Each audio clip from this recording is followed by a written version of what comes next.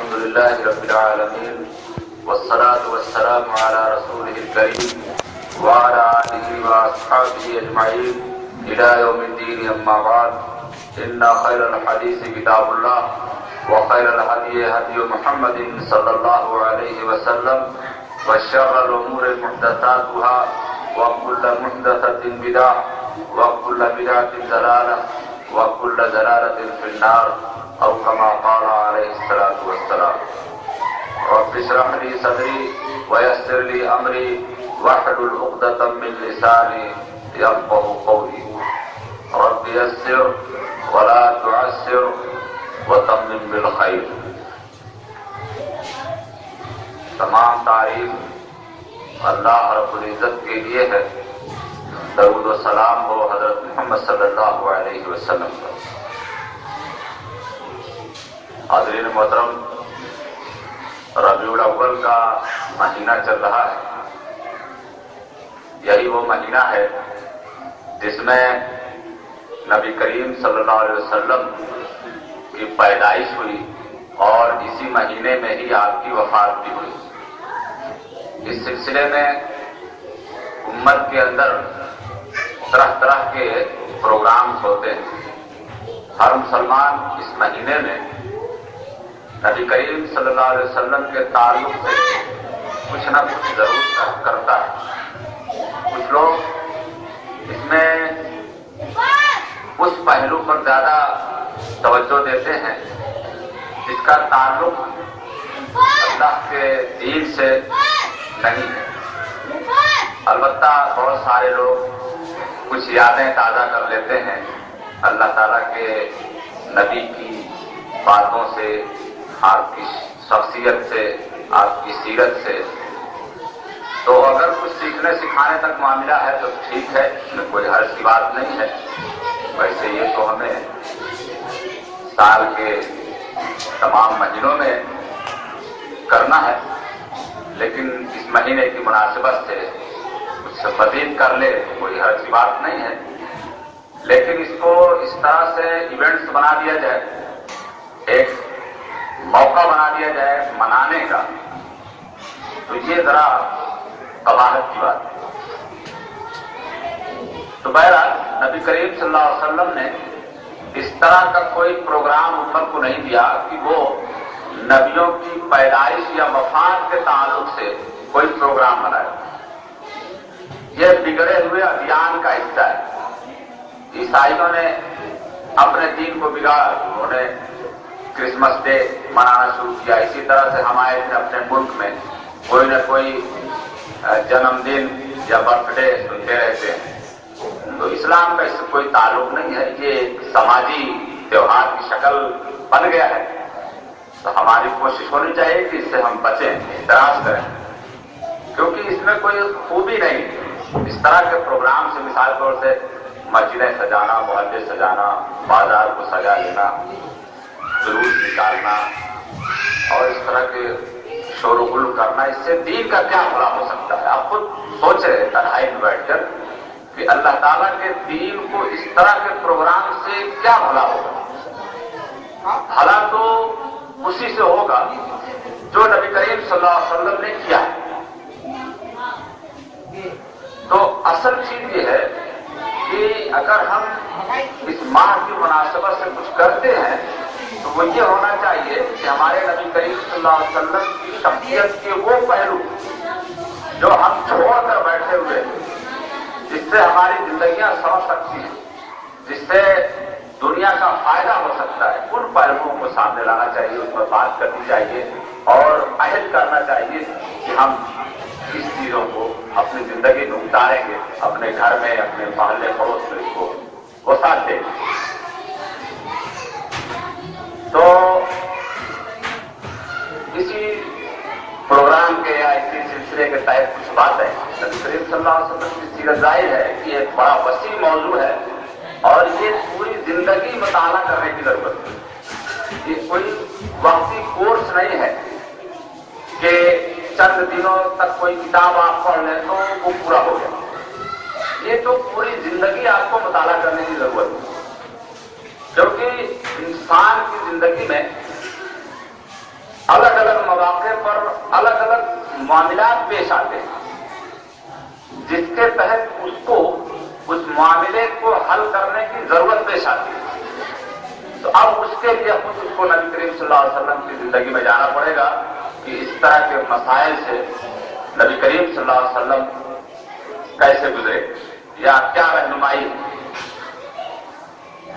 تو یہ بڑا موضوع ہے اور ہم اس کو کسی خطبے میں یا کسی تقریر میں سمیٹ نہیں سکتے۔ آپ کی زندگی کا ایک ابھرا ہوا پہلو جو ہمارے اندر بالکل نہ کے برابر ہو چکا ہے، اس پر میں بات کرنے کی کوشش کروں گا۔ پہلی چیز یہ ہے کہ نبی کریم صلی اللہ علیہ وسلم کو قرآن مجید نے متعارف کرایا ہے رحمت للعالمین کی حیثیت، وما ارسلناک الا رحمت للعالمین، کہ اے نبی ہم نے آپ کو پوری انسانیت کے لیے، پوری دنیا کے لیے رحمت بنا کر کے بھیجا ہے۔ اور کہیں فرمایا گیا کہ نبی جو تم کو دے اس کو لے لو، جس سے روکیں اسے رک جاؤ، وما آتاکم الرسول فخذوہ، رسول جو تم کو دیں اس کو پکڑو، اس کو لے لو۔ اور آپ کو پتا ہے کہ نبی کریم صلی اللہ علیہ وسلم نے اگر امت کو کوئی چیز دی ہے تو وہ ہے قرآن مجید۔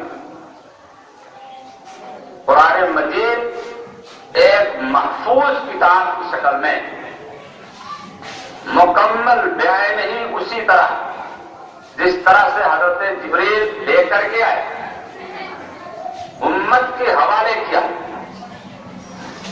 اور اس کی حفاظت کا جو انتظام اللہ تعالیٰ نے کیا وہ یہ کیا کہ اول روز سے، پہلے دن سے جتنے مسلمان تھے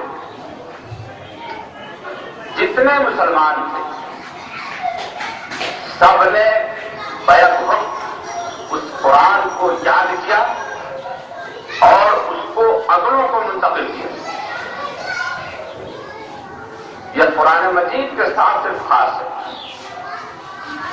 قرآن مجید کا سلسلہ امت میں پوری امت سے چلا۔ آج ہم اور آپ بھی یہی کرتے ہیں، ہم اپنے بچوں کو ہر حال میں قرآن سکھواتے ہیں۔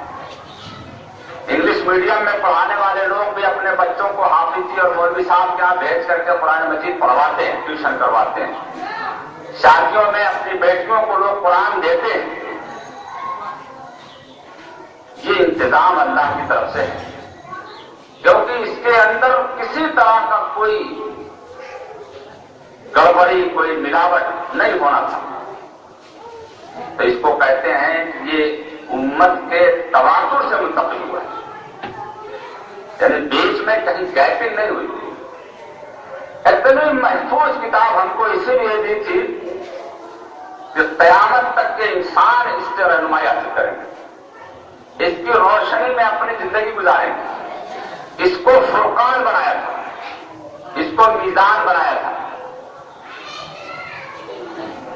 کہ دنیا کی تمام باتیں، دنیا کے تمام فلسفے، دنیا کے تمام مذاہب و مسالک، دنیا کے تمام نظریات اس قرآن مجید کی روشنی میں دیکھے جائیں گے، حل کیے جائیں گے۔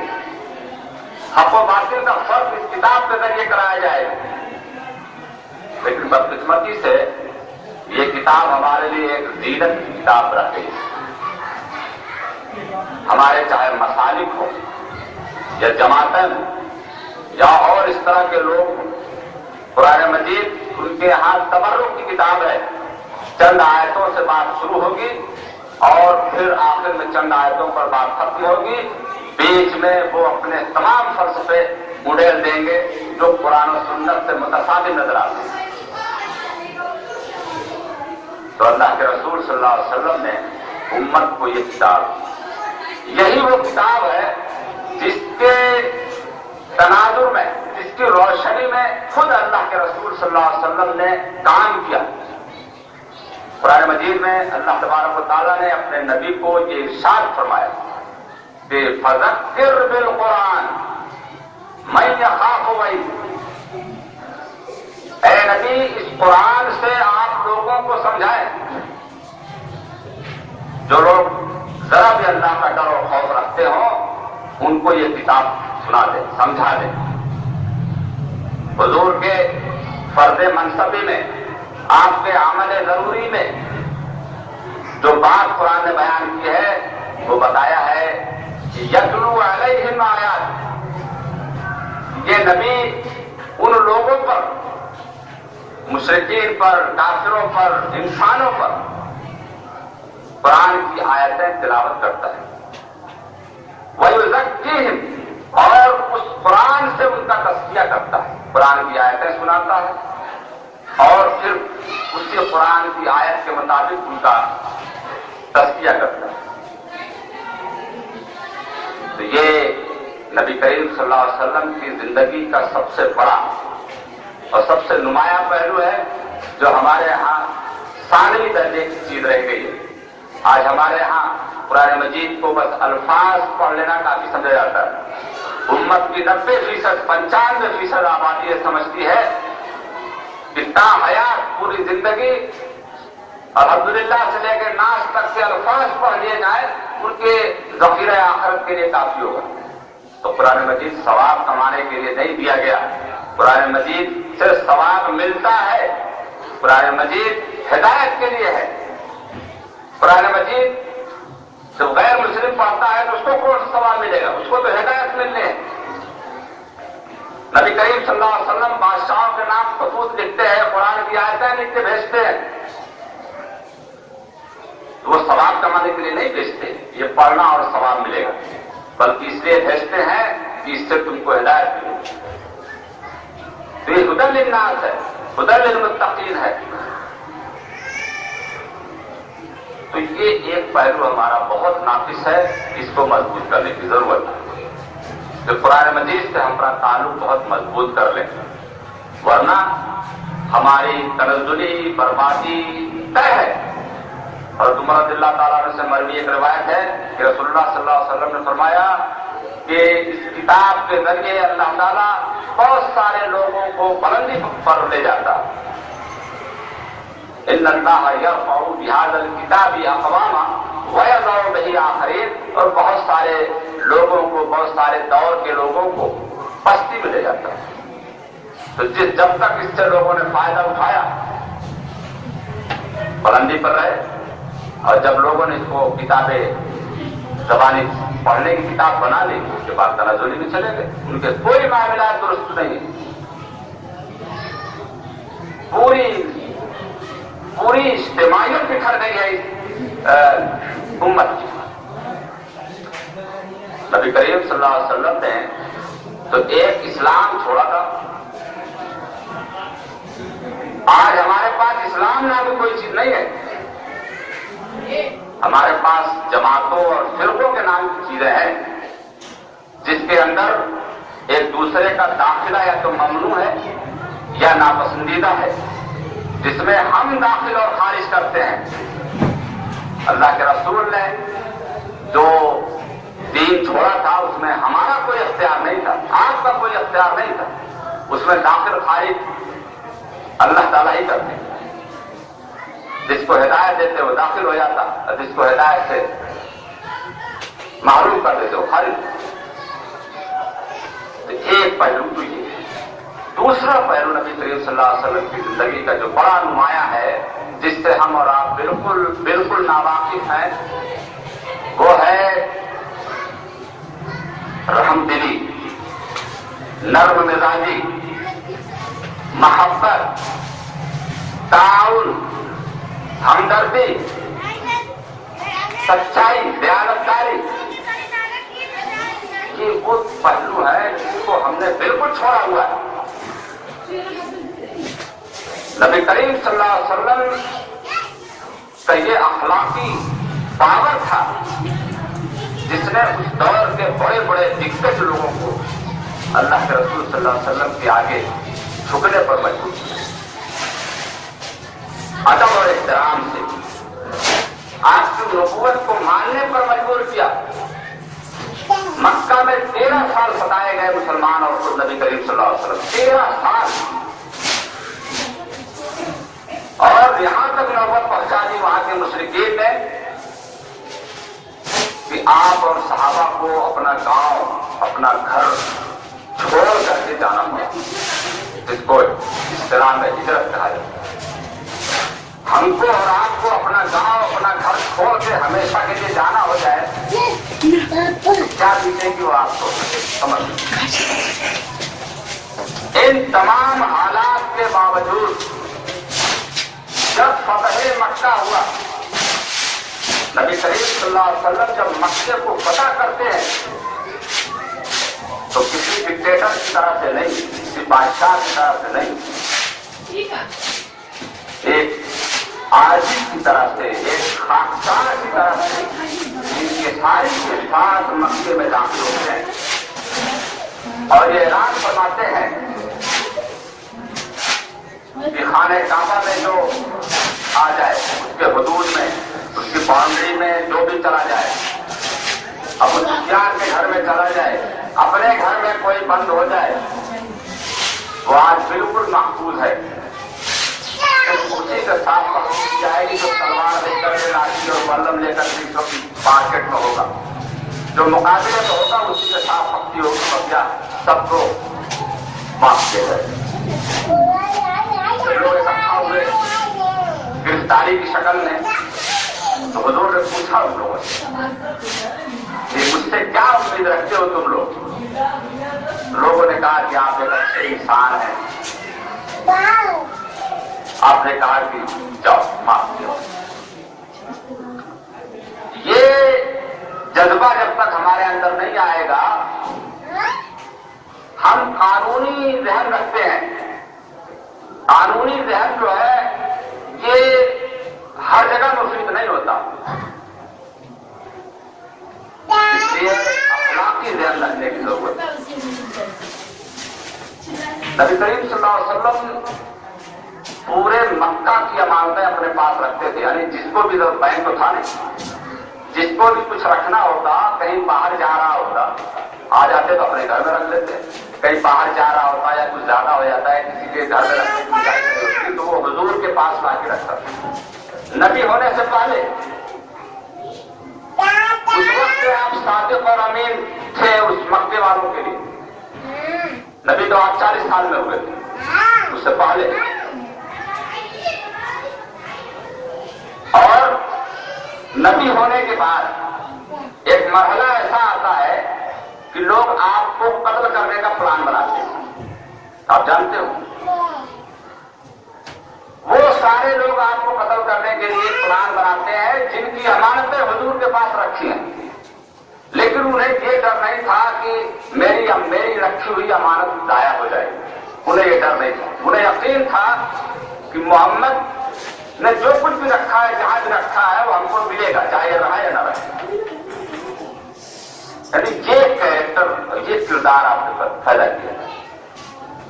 نبی ہونے کے بعد جب آپ صفا پہاڑی پر چڑھے اور لوگوں کو آواز دی، اس زمانے میں ایک رواج تھا کہ وہ کسی کو بڑی اہم خبر ہونی دیتی تھی تو وہ ننگا ہو کر کے صفا پہاڑی پر چڑھ جاتا تھا اور وہاں سے آواز لگاتا تھا، تو لوگ سمجھ جاتے تھے کوئی بڑا اہم میٹر ہے، تو سارے لوگ بھاگ کے آتے۔ تو حضور نے اسی ٹیکنک کا استعمال کیا، بس فرق یہ ہوا کہ آپ نے کپڑے نہیں اتارے، کپڑے پہن کر کے آپ صفا پر چڑھ گئے اور پھر وہاں سے آواز لگے، سارے لوگ دوڑ کے آئے، کوئی اہم بات نہیں۔ حضور نے کہا کہ اگر میں سب کو نام دے کر، ہر قبیلے کا نام دے کر کے آپ نے کہا کہ اگر میں یہ کہوں کہ صفا پہاڑی کے پیچھے ایک لشکر ہے جو تم پر حملہ کرنے والا ہے، تو کیا تم میری بات مانو گے؟ انہوں نے کہا کہ گرچہ کی یہ غلط بات ہے، ادھر اس تو آئے تھے، گرچہ کی یہ غلط بات ہے، لیکن اگر آپ یہ بات کہیں گے تو ہم اپنی آنکھوں کا انکار کر دیں گے اور آپ کی بات مانیں گے۔ یعنی اتنا اعتماد تھا حضور کے اوپر۔ تو آپ نے کہا کہ میں تمہیں ایک ایسے دن کے عذاب سے ڈراتا ہوں، پھر آپ نے وہی آخرت کی باتیں اور دین کی باتیں بتائی۔ تو پھر لوگ ظاہر ہے کہ लान तान कुछ ऐसे वैसे अपना क्या हो गए गुजर गए। ये किरदार होने की जरूरत है हमारे अंदर कि दुश्मन होने के बावजूद हमारा दुश्मन हमारे बारे में ये न सोचे ये आदमी ठीक नहीं है। दुश्मन भी ये कहने पर मजबूर हो ये आदमी काबिल एतबार है, भरोसेमंद है। नबी करीम सल्लल्लाहु अलैहि वसल्लम की एक सिफत, यही सिफत कुरान मजीद ने इस तरह से बयान की है कि लौ कुंता फज़्ज़न गलीज़ल क़ल्ब, ऐ नबी अगर आप दिल के तंग होते, तुंदखू होते, मुनाज़राबाज होते तो लन फज़्ज़ू मिन हौलिक, ये जो कौम के लोग हैं ना ये तेरे पास एक मिनट न रुकते, सब छट जाते। यानी ये मोहब्बत, हमदर्दी, एतमाद ये अपनी बात को पहुंचाने और अल्लाह के दीन को फैलाने का सबसे बड़ा मुआविन मददगार। आपने पढ़ा सुना होगा नबी होने से पहले एक मरतबा खाने काबा की तामीर जदीद हुई और उसमें हजर अस्वद रखने का मसला आया तो हर कबीला यह चाहता था कि वो पत्थर हम ले जा करके नसब करे। तो बात बढ़ जाती, इत्तेफाक से हुजूर का गुजर हुआ और हुजूर ने कहा कि ऐसा है कि जो कल सुबह आएगा सबसे पहले वो रखेगा। लोगों ने कहा ठीक है, चले गए। अगले सुबह बैर और सुबह का एक टाइम होता है तो नहीं 12 बजे रात में बैठ जाए, सुबह का एक टाइम होता है। तो उस वक्त लोग जल्दी अपना पहुंचे तो देखा तो हुजूर पहले से वहां बैठे, तो से पहले के बाद हुजूर पहले से बैठे हुए। अब जबान के धनी अरबों ने ऐसा उस वक्त के अरब जैसे जबान के पक्के, क्योंकि कहा था कि जो पहले आए वो रखे, उनका ठीक है तो बात रखें। हुजूर ने कहा चादर लो, चादर मंगवाई, पत्थर उठा करके चादर में रखा और सारे लोगों से कहा कि हर कबीले का एक एक फर्द चादर को पकड़ के उठाए। ये फिरासत थी नबी करीम सल्लल्लाहु अलैहि वसल्लम की। और उसके बाद सबने मिल करके उठाया और फिर हुजूर ने उसको उठा करके नस्ब किया। ये कैरेक्टर पैदा करने की जरूरत है एक मुसलमान। आज हमारी आस्तीनें चढ़ी रहती हैं, बार बार पर हम लड़ने पड़ने को तैयार होते हैं। छोटे छोटे मसाइल जो हमने पैदा किए हैं, अल्लाह के रसूल ने उसको कभी इशू नहीं बनाया। जितने मसाइल हैं, मैं पूरे एतमाद और पूरे मुताले के बाद ये कहता हूं कि उम्मत ने, मुसलमानों ने जो कुछ मसाइल आपस में लड़ने के लिए इजाद किए हुए हैं, इसका हुजूर के दीन से कोई ताल्लुक नहीं। हुजूर ने उसको इशू बनाया नहीं। दाढ़ी की साइज कितनी हो, अगर ये इशू होता दीन का, ये तय करना हमारा और आपका काम था या हुजूर का काम था। हुजूर बता के जाते हैं कि 6 इंच की दाढ़ी होनी चाहिए, 1 फीट की दाढ़ी होनी चाहिए। हुजूर ने नहीं बताया क्योंकि ये मौजूद था ही नहीं। जो मौजूद था उसको बताया, दाढ़ी रखना मौजूद था, बता दिया दाढ़ी रखो। तो हमने खुद मौजू को मौजू बनाया, नबी करीम सल्लल्लाहु अलैहि वसल्लम ने बनाया। और नबी करीम सल्लल्लाहु अलैहि वसल्लम ने जिसको मौजू बनाया वो उम्मत के अंदर मुत्तफिका है, उसमें उम्मत ने इख्तिलाफ नहीं किया, क्योंकि बताया था बिल्कुल क्लियर ये करना है, ज़कात इतनी देनी है, नमाज इतनी पढ़नी है, रोजे इतने रखने हैं, ये तो बताया था, चीजें बताया। लेकिन ये नहीं बताया तरावी कितनी रकअतें पढ़नी है। जब नहीं बताया तो हम जब बताने की कोशिश करेंगे तो लाठी चल ली और चलती। रमजान आते ही तरावी की तादाद पर लाठियां चलती, जोर से आमीन कहने पर लाठियां चलती है मिल्लत में, क्योंकि अल्लाह के रसूल ने सिर्फ कहा था कि आमीन कहो, जोर से कहो कि तेज से कहो, ये तो हमने तय किया है। किसी ने सुना, किसी ने नहीं सुना, जिसने सुना उसने कहा तेज होनी चाहिए, जिसने नहीं सुना उसने कहा नहीं होनी चाहिए। मर रहे। तो अल्लाह के रसूल सल्लल्लाहु अलैहि वसल्लम ने बुनियादी चीजों को अपना मौजू बनाया। 24 گھنٹے جو چیزیں فرض ہیں، دیانتداری، سچائی، ایمانداری، حق گوئی، اس کو تو ہم چھوڑے بیٹھے ہیں۔ ہر کوئی بےایمانی پر اتارو ہے، ہر کوئی لڑائی جھگڑے پر اتارو ہے، اور جو چیزیں وقتی ہیں، ٹیمپورری ہے، وہ ہمارے لیے 24 گھنٹے کا موضوع ہے۔ بہرحال اللہ تعالیٰ سے دعا ہے کہ اللہ تعالیٰ ہمیں دین کا صحیح فہم عطا فرمائے۔ وآخر دعوانا الحمدللہ رب العالمین، سبحان ربک رب العزة عما یصفون، وسلام علی المرسلین، والحمدللہ رب العالمین۔